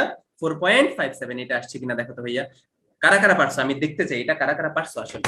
ঠিক আছে, খুবই খুবই খুবই ভাইয়া ইম্পর্টেন্ট একটা ম্যাথ। এটা গত কয়েক বছরে এইচএসসি তে কয়েকবার আসছে। ইভেন আমি যখন বুয়েটে অ্যাডমিশন টেস্ট দিছি, 2017 সালে, তখন এই টাইপেরই একটা ম্যাথ হুবহু দিয়ে দিছিল। ঠিক আছে, তো বুঝতেই পারতেছো এটা কত ইম্পর্টেন্ট একটা ম্যাথ। ঠিক আছে, তো এটা আমি এমসিকিউ দিয়ে দিছি, বাট নরমালি এই ম্যাথটা কি আসে, রিটেনে আসে। ঠিক আছে, নরমালি এটা রিটেনে আসে। তাইলে কারা কারা পারছো দেখি একটু বলো তো। অলরেডি 51 মিনিট হয়ে গেছে। হ্যাঁ, 16 × 10⁻3। ভেরি গুড, ভেরি গুড ভাইয়া। হিসাব কি উল্টা হয়েছে? না ভাইয়া, হিসাব ঠিকই আছে ভাইয়া, হিসাব ঠিকই আছে ভাইয়া, তুমি হিসাব উল্টা করতেছো। ঠিক আছে ভাইয়া, ভাইয়া। ঠিক আছে, তো আমরা আরেকটা ম্যাথ দেখবো, আরেকটা ম্যাথ দেখে আজকে আমরা বিদায় নিব। বিদায় নেওয়ার আগে আরেকটা ম্যাথ আমরা দেখবো। ঠিক আছে, তো আমি দেখতে চাই কারা কারা এই ম্যাথটা থেকে অনেক কিছু শিখছো। আসলে অনেক কিছু শিখারই কথা। বাফার দ্রবণের পিএইচ নির্ণয় তোমাদের ইন্টার লাইফের জন্য খুবই গুরুত্বপূর্ণ একটা কোয়েশ্চেন। ঠিক আছে, মানে যত পিএইচ এর অঙ্ক আসে তার মধ্যে অধিকাংশই দেখবা বাফার দ্রবণ থেকে দিচ্ছে। ঠিক আছে, অম্লীয় বাফার, ক্ষারীয় বাফার, আরো হ্যান বাফার, ট্যান বাফার দেখবা একদম দিয়ে উল্টায় ফেলছে। ঠিক আছে, উল্টায় ফেলছে। ঠিক আছে, তো আমি কি ভাইয়া এই যে ম্যাথটা, এটা কি আমি কি আশা করতে পারি এই টাইপের ম্যাথ যদি তোমাদের আসে পরীক্ষায় তোমরা দিতে পারবা? ডাইপ্রোটিক টাইপ্রোটিক দিয়ে দেখেন, দেখবা পরের ম্যাথটাই দেখবা। ঠিক আছে, ডাইপ্রোটিক টাইপ্রোটিকের ক্ষেত্রে যদি আমি এইচ প্লাস এর ঘনমাত্রা বলি, এটা খুবই আপনার কাছ থেকে যে কত কিছু শিখলাম। এই শোনো, ডাইপ্রোটিক টাইপ্রোটিক খুবই মজার। ঠিক আছে, এটা দিয়ে মানে এত সুন্দর করে করা যায়, মানে প্রত্যেকটা স্টেপে তোমার যদি শুধুমাত্র অ্যাসিডের ঘনমাত্রা দেওয়া থাকে এবং একটা দুর্বল ডাইপ্রোটিক অ্যাসিড দেওয়া লাগে, তাহলে তোমার প্রত্যেকটা স্টেপে একটা কে থাকবে এবং ওই কে থেকে তোমার কি বের করা লাগবে, এস প্লাস আয়নের ঘনমাত্রা বের করা লাগবে। তো দুই স্টেপে কিন্তু দুইটা এস প্লাস আয়নের ঘনমাত্রা তুমি পাবা। ঠিক আছে, দুই স্টেপে তুমি দুইটা এস প্লাস আয়নের ঘনমাত্রা পাবা। তো দুইটা এস প্লাস আয়নের ঘনমাত্রা যোগ করে কিন্তু তোমার আলটিমেটলি পিএইচ যেটা সেটা বের করা লাগবে। এটা হচ্ছে শুধুমাত্র যদি ডাইপ্রোটিক অ্যাসিড বা ডাইপ্রোটিক বেজের, অবশ্যই দুর্বল হইলে, কারণ যদি সবল হয় সবগুলা তো আয়নিত হয়ে যাবে। যদি দুর্বল হয় তাহলে তুমি এভাবে বের করতে পারো, প্রত্যেকটা স্টেপে এস প্লাস আয়নের ঘনমাত্রা বের করতে পারো। বাট সাধারণত হয় কি ভাইয়া জানো, যেগুলা দুর্বল ডাইপ্রোটিক অ্যাসিড তার প্রথম স্টেপে এস প্লাস যে হারে বিয়োজিত হয়, সেকেন্ড স্টেপে ওই হারে বিয়োজিত হয় না। আমরা যদি কার্বনিক অ্যাসিডের কথা চিন্তা করি, একটা এস প্লাস বিয়োজিত হয় যেই হারে, সেকেন্ড এস প্লাসটা আসলে ওই হারে বিয়োজিত হয় না।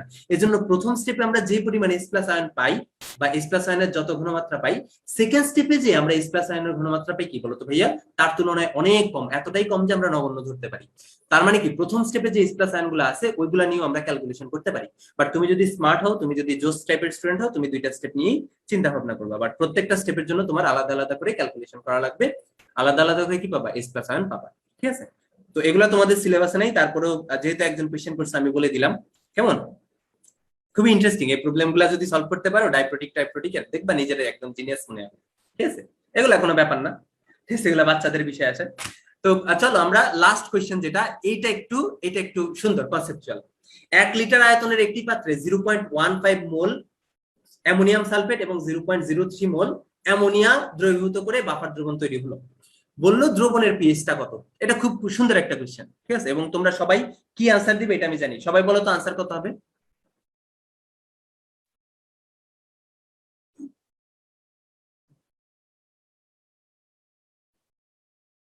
বলো এটার আনসার কত হবে? তো আমার কাছে একটা কি আছে, দ্রবণ আছে। ঠিক আছে, এখানে কি আছে বলো তো ভাইয়া? দ্রবণ আছে।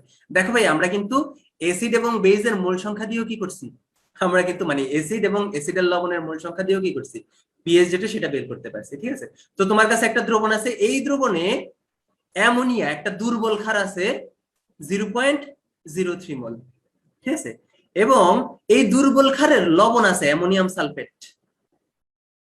ঠিক আছে, অ্যামোনিয়াম সালফেট আছে। এই ম্যাথটা বুঝতে পারলে ভাইয়া তোমাদের আসলে বাফার দ্রবণের পিএইচ নিয়ে কোনো চিন্তা করার দরকার নেই। এটা কত আছে বলতো ভাইয়া? 0.015 মোল। ঠিক আছে, এই যে দ্রবণটা, এই দ্রবণের আয়তন হচ্ছে 1 লিটার। বলছে ভাইয়া পিএইচ কত? ঠিক আছে, তো এইটাতে বলতো ভাইয়া দুর্বল ক্ষার কে? দুর্বল ক্ষার হচ্ছে অ্যামোনিয়া, এবং অ্যামোনিয়ার লবণ কোনটা? Ammonium sulphate. তার মানে এখানে যে বাফার সিস্টেমটা তৈরি করতেছে কে কে মিলে করতেছে? অ্যামোনিয়া এবং অ্যামোনিয়াম সালফেট মিলে তৈরি করতেছে। তাহলে পিওএইচ সমান তোমরা এক বাক্যে কি বলবা বলতো ভাইয়া?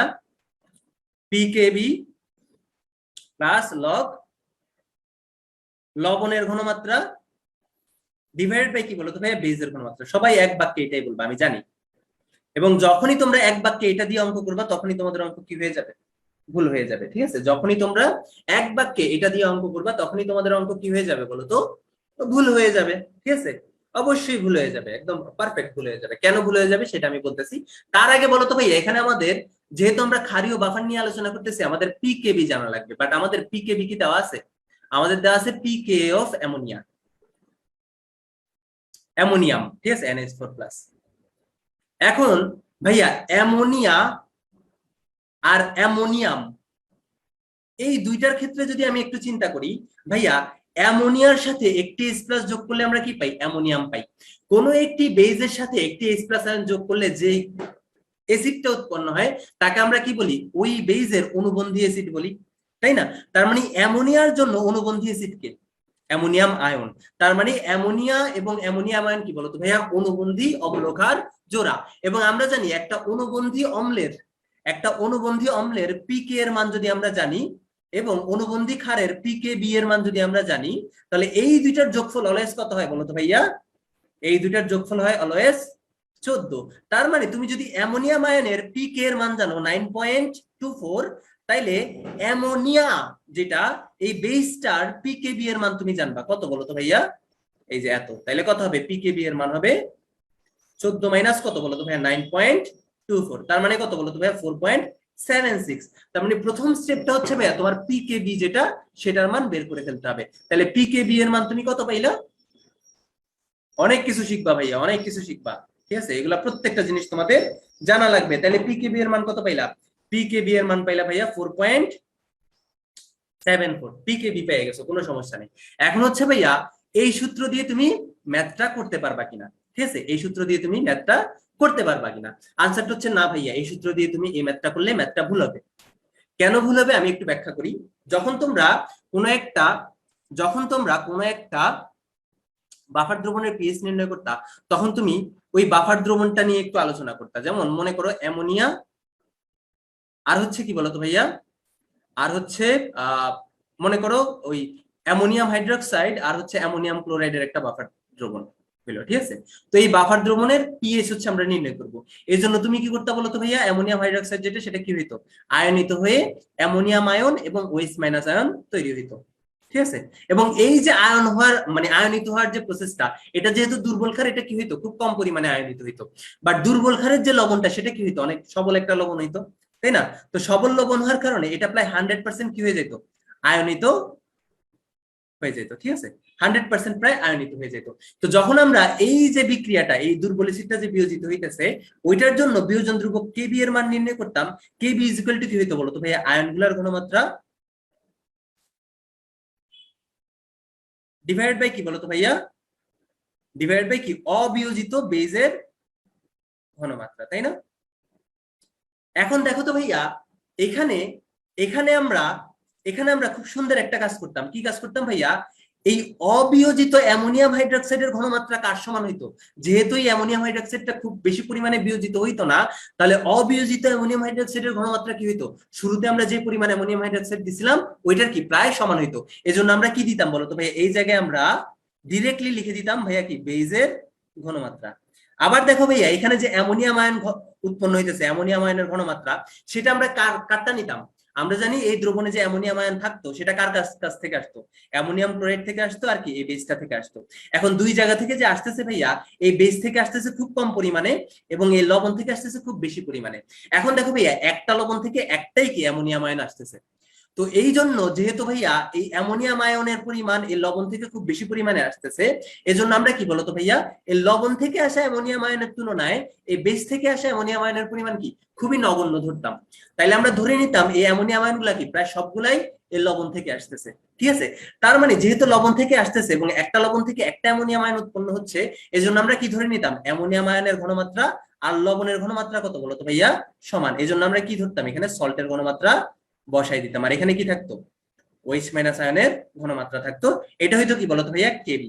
কিন্তু দেখো, এই যে এই বাফার সিস্টেমটা যখন আমরা নিচ্ছি, অ্যামোনিয়া যখন পানিতে বিয়োজিত হয়, তখন আমাদের অ্যামোনিয়াম আয়ন আর কি বলতো ভাইয়া? OH মাইনাস আয়ন উৎপন্ন হয়। ঠিক আছে, ঠিক আছে। বাট দেখো ভাইয়া, এখানে এখানে এই অ্যামোনিয়াম সালফেট যে লবণটা, এটা যখন বিয়োজিত হয়, এখানে একটা ঘটনা ঘটে, ঠিক আছে? অ্যামোনিয়াম সালফেট আয়নটা যখন বিয়োজিত হয়, এখানে একটা সুন্দর ঘটনা ঘটে।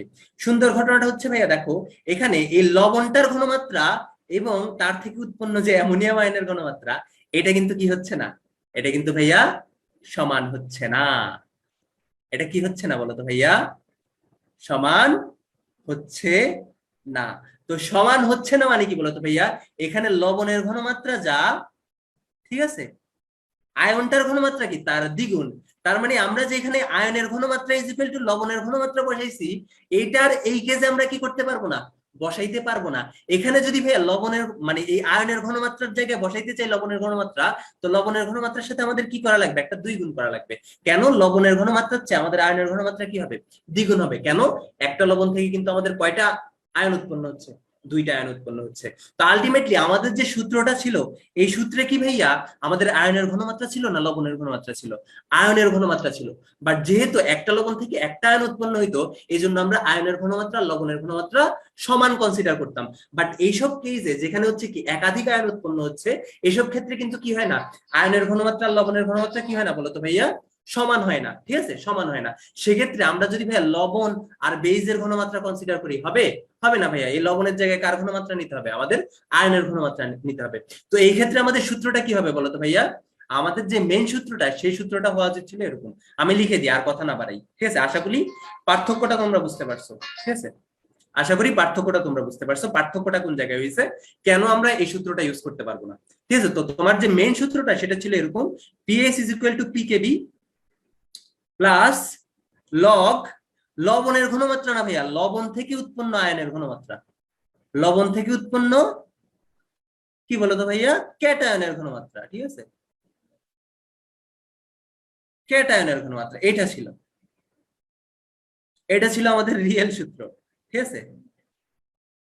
ডিভাইড বাই কি বলতো ভাইয়া, ডিভাইড বাই কি বলতো ভাইয়া, বেজের ঘনমাত্রা। তো এইটা ছিল আমাদের রিয়েল সূত্র ভাইয়া। বাট যেহেতু আমাদের যে দুর্বল লবণগুলো মানে দুর্বল অ্যাসিড এবং যে আমরা লবণগুলা নিছি, ওই লবণগুলা থেকে কিন্তু একটা লবণ থেকে একটা ক্যাটায়ন উৎপন্ন হইতো সব সময়। এই জন্য আমরা কি করতাম বলতো ভাইয়া, আমরা ধরে নিতাম যে এই ক্যাটায়নটার ঘনমাত্রা কার সমান, লবণের ঘনমাত্রা সমান। বাট সকল ক্ষেত্রে কিন্তু এটা সমান হচ্ছে না, যেমন এই কেসটা। তাহলে এখান থেকে আমার এখানে মানে এই যে এই ম্যাথের ক্ষেত্রে আমাদের কি লবণের ঘনমাত্রা নিলে হবে? হবে না। আমাদের কার ঘনমাত্রা নেওয়া লাগবে? আমাদের অবশ্যই লবণ থেকে উৎপন্ন ক্যাটায়নের ঘনমাত্রা যেটা, সেটা নেওয়া লাগবে, ঠিক আছে? ভাই আমি তো টায়ার্ড হয়ে গেছি, ভিডিও শুট করবো কেমনে? তাহলে চলো আমরা লবণ থেকে উৎপন্ন ক্যাটায়নের ঘনমাত্রা কত সেটা লিখে ফেলি। আচ্ছা, তাহলে এখানে কি আমরা পিএইচ বের করতে পারবো? না ভাই, এখানে আমরা পিওএইচ বের করতে পারবো। কেন?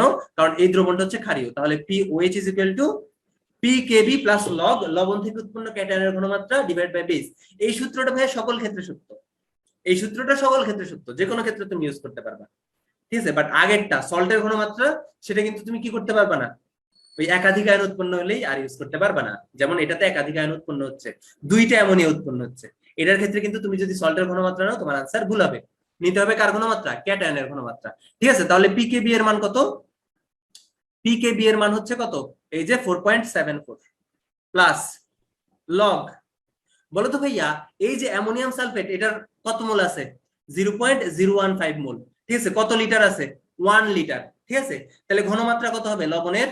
লবণের ঘনমাত্রা হবে 0.015 ডিভাইড বাই কত, 1, এত মোলার। এটা কার ঘনমাত্রা? লবণের ঘনমাত্রা। তাহলে আয়নের ঘনমাত্রা কত হবে?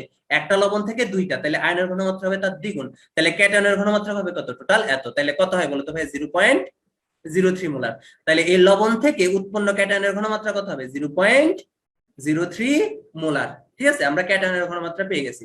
এবার বেজের ঘনমাত্রা কত হবে বলতো ভাইয়া? বেজের ঘনমাত্রা কত হবে? বেজ আছে 0.03 মোল, আয়তন 1 লিটার। তাহলে 0.03 কে এই লিটার এককে আয়তন দিয়ে গুণ করলে আমরা কি পেয়ে যাব? ঘনমাত্রা পেয়ে যাবো এত মোলার। তাহলে 0.03 মোলার। তাহলে পিওএইচ যেটা, সেটা কত পাবো আমরা? 4.74 প্লাস লগ 0.03 ডিভাইড বাই 0.03, দেখবা ভাই এটা শূন্য আসে। তাহলে আলটিমেটলি কত পাবো? 4.74 পাবো। এটা কি পাইছি? পিওএইচ। তাহলে পিএইচ কত হবে? 14 মাইনাস পিওএইচ, তার মানে কত? 14 মাইনাস 4.74 সমান কত বলো তো ভাইয়া? 9. কত? 26। এটা হবে কি আমাদের আনসার। তো এই ম্যাথটা যদি ভাইয়া তোমরা বুঝতে পারো ভাইয়া, তোমাদের তোমাদের পিএইচ নিয়ে আর কোনো সমস্যা হবে না, ঠিক আছে? পিএইচ নিয়ে আর কোনো সমস্যা হবে না, ঠিক আছে? তো বুঝছো এটা? ভাইয়া কোন আয়ন, কোন আয়নকে কি সল্ট বলা যায়? কোন আয়নকে কি সল্ট বলা যায়? সাধারণত বলা যায় না, কারণ সল্টে একটা অ্যানায়ন থাকে আর একটা ক্যাটায়ন থাকে, ঠিক আছে। সাধারণত কোন একটা আয়নকে সল্ট বলা যায় না, ঠিক আছে, যায় না, সাধারণত যায় না, ঠিক আছে। কারণ সল্টের দুইটা পার্ট থাকে, একটা হচ্ছে অম্লীয় অংশ আর একটা হচ্ছে ক্ষারীয় অংশ, অ্যানায়ন আর ক্যাটায়ন, ঠিক আছে। অম্লীয় অংশ কোনটা বলতো? অম্লীয় অংশ হচ্ছে অ্যানায়ন, আর ক্ষারীয় অংশ কোনটা বলতো ভাইয়া? অ্যানায়ন। আহ উল্টা হয়ে গেল, অম্লীয় অংশ হচ্ছে অ্যানায়ন, ক্ষারীয় অংশ হচ্ছে ক্যাটায়ন, ঠিক আছে। তো এইভাবে আমরা বলতে পারি। তাহলে বলো তো এটা বুঝছো কিনা ভাই? এটা যদি বুঝতে পারো তোমাদের আসলে এই বাফার দ্রবণে কোনো সমস্যাই হবে না, ঠিক আছে।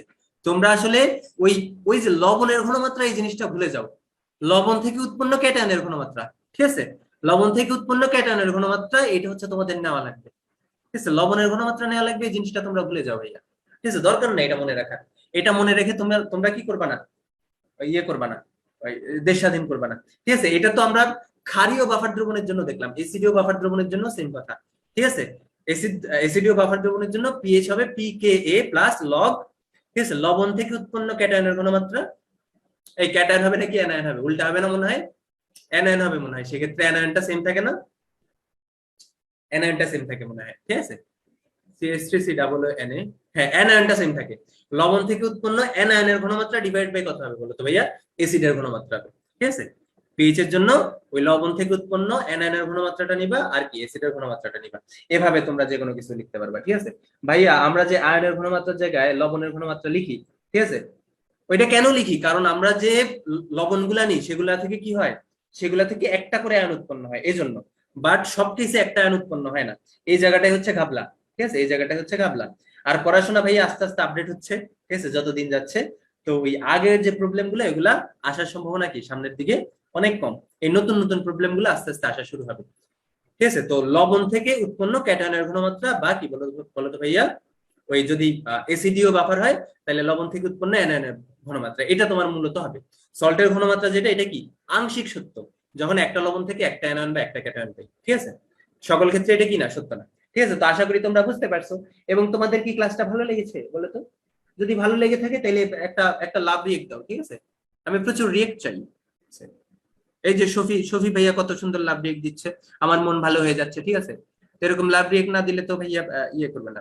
অনেক সুন্দর ক্লাস নিয়েছেন ভাইয়া, ঠিক আছে।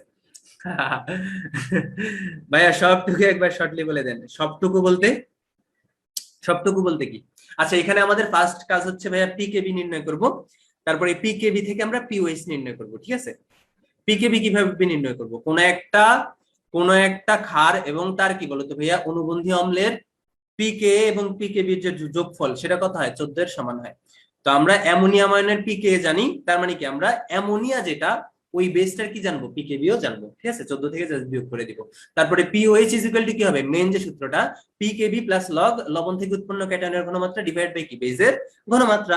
তো লবণ থেকে উৎপন্ন ক্যাটায়নের ঘনমাত্রা যেটা, এটা আমাদের বের করা লাগবে, ঠিক আছে। তো আমরা লবণের পরিমাণ জানি, মোল সংখ্যা জানি, দ্রবণের আয়তন জানি, তার মানে কি এই যে লবণটা, এটার ঘনমাত্রা আমরা পারবো। তো একটা লবণ থেকে কয়টা ক্যাটায়ন উৎপন্ন হয়? 2টা। তার মানে কি হবে? লবণের ঘনমাত্রা যদি যা হবে, ওই ক্যাটায়নের ঘনমাত্রা কি হবে? তার দ্বিগুণ হবে, ঠিক আছে। তো ক্যাটায়নের ঘনমাত্রা আমরা পেয়ে গেছি। তারপরে আমাদের কার ঘনমাত্রা লাগবে? বেজের ঘনমাত্রা লাগবে। তো বেজের মোল সংখ্যা দেওয়া আছে, আবার দ্রবণের আয়তন দেওয়া আছে। তো বেজের ঘনমাত্রা যেটা, সেটা আমরা কি বের করে ফেলতে পারবো। তো বের করে আমরা কি করবো? এই মানগুলা বসাই দিব। বসাই দিলে আমরা কি পাবো? পিওএইচ পাবো। তো 14 থেকে পিওএইচ বিয়োগ করলে আমরা কি পাবো বলো তো ভাইয়া? পিএইচ যেটা, সেটা পাবো, ঠিক আছে। তো আশা করি তোমরা বুঝতে পারছো। তো আমার তোমাদের জন্য আমার ওই যে মুড়ি যেগুলা, ঠিক আছে, মুড়ি যে ভর্তা বানাইছে, এগুলো আমার মিস গেছে, ঠিক আছে। বিষয়টা আমার জন্য খুবই দুঃখের। তো তো আমি দেখি কিছু বাকি রাখছে কিনা, ঠিক আছে। বাকি রাখলে এখনই যে খাবো। তো আমার জন্য দোয়া করবা, ঠিক আছে। তোমরাও ভালো থাকবা, ভালোভাবে পড়াশোনা করবা। আর ভাইয়া শোনো, পড়াশোনার ক্ষেত্রে দুইটা জিনিস ম্যাটার করে, একটা হচ্ছে কোয়ান্টিটি, কত বেশি তুমি পড়াশোনা করতেছো। আর একটা হচ্ছে ভাইয়া কোয়ালিটি, যে জিনিসটা পড়তেছো সেটা কত ভালোভাবে পড়তেছো, ঠিক আছে। কোয়ালিটি যদি ভালো হয়, তুমি যেটা পড়তেছো এটা যদি খুব ভালোভাবে পড়ো, তোমার কোয়ান্টিটিকে মাঝে মাঝে কি করা যায়? মাফ করা যায়, ঠিক আছে। অনেক বেশি জিনিস না পড়েও কি করা যায়? মাঝে মাঝে ভালো রেজাল্ট করা যায়। বাট তুমি যদি ভাইয়া অনেক বেশি জিনিস পড়েও তোমার পড়াশোনার কোয়ালিটি ভালো না থাকে, তুমি যদি ভেতর থেকে এই জিনিসটা না বুঝো, তখন দেখবা ভাইয়া তুমি ওই অনেক বেশি পড়ে পরীক্ষায় ভালো রেজাল্ট করতে পারতেছো না, ঠিক আছে? এই জন্য ট্রাই করবা যে জিনিসটাই পড়ো ওইটা যাতে ভালোভাবে পড়া হয়, ঠিক আছে? খুব ভালোভাবে পড়া হয়, এতটাই ভালোভাবে পড়া হয় যাতে এই টপিক রিলেটেড 90% প্রবলেমই তুমি সমাধান করতে পারো। 100% প্রবলেম আসলে কেউ সমাধান করতে পারে না, অনেক সাহায্যের দরকার হয়, বাট অ্যাটলিস্ট 90% প্রবলেম যাতে তুমি সলভ করতে পারো, ঠিক আছে? এরকম ক্যাপাবিলিটি যাতে তোমার হয়ে যায়। আর কেমিস্ট্রি অন্যান্য সাবজেক্টের চেয়ে অনেক সোজা, অনেক মজা। তো এটা নিয়ে আসলে টেনশন করার কোনো দরকার নেই। রেগুলার তুমি আধা ঘন্টা থেকে 1 ঘন্টা পড়বা কেমিস্ট্রি, তাইলে তোমাকে দেখবা কেমিস্ট্রি খুব ভালো ফিডব্যাক দিচ্ছে, ঠিক আছে? আর গ্রুপের দিকে একটু নজর রাখবা, সামনে জৈব যৌগ নিয়ে বেশ কিছু ফ্রি ক্লাস আসতেছে, ঠিক আছে? আমি 1 মাস ব্যাপী ফ্রি ক্লাস নিবো ভাবতেছি এই গ্রুপে, ঠিক আছে? এক মাস ব্যাপী ফ্রি ক্লাস নিবো। তো দেখা হবে ভবিষ্যতেও। তো তোমরা ভালো থাকো, সুস্থ থাকো, এই কামনায় আল্লাহ হাফেজ।